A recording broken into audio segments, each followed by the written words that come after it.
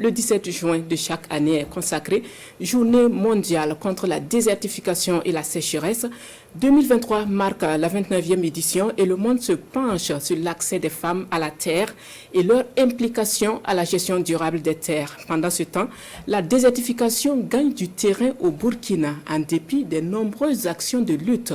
Quels sont donc les moyens pour stopper l'avancée du désert et quelle est la situation réelle de la sécheresse au Burkina? Ce reportage de Chantal Ouedraogo nous donne un aperçu suivant.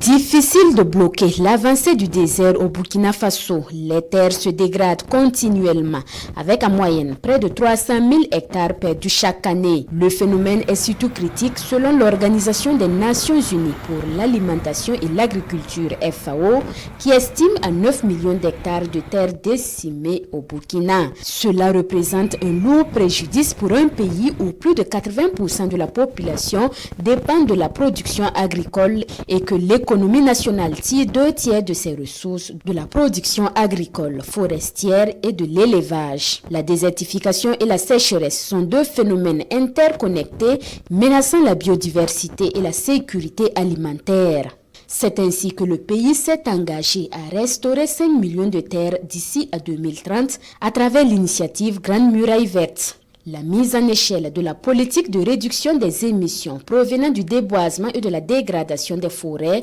associée à la gestion durable des forêts, la conservation et l'amélioration des stocks de carbone forestier REDD+.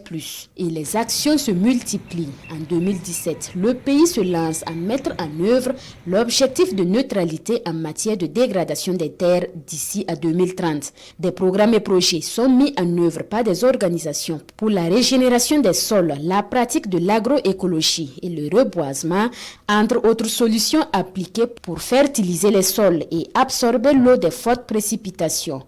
Les communautés paysannes sont aussi engagées à récupérer les sols par la pratique du zaï, les demi-lunes, les cordons pierreux, des techniques locales qui ont fait leurs preuves.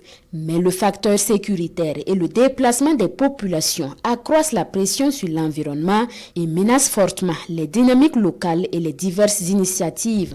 Pour 2023, le Burkina Faso et les autres pays du monde s'accordent à renforcer l'implication des femmes dans la restauration de la nature, mais cela passe par l'amélioration des droits fonciers des femmes.